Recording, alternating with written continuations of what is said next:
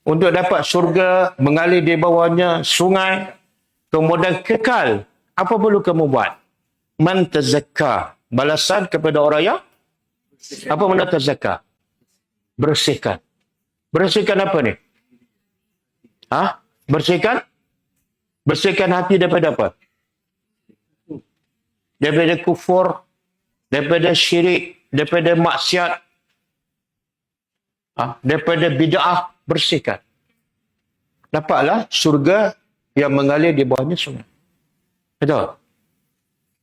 Jadi, kita suka bersih. Betul? Tapi yang kita suka bersih apa? Pakaian lagi? Rumah? Kereta?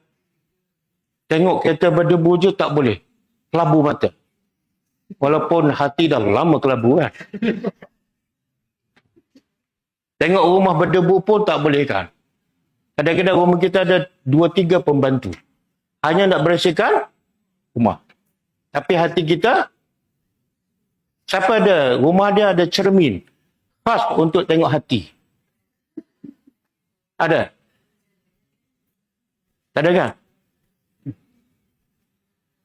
Siapa yang jual cermin tu? Bukan orang Bukit Selah. Kita beli untuk melihat benda yang Allah tak tengok pun. Okey.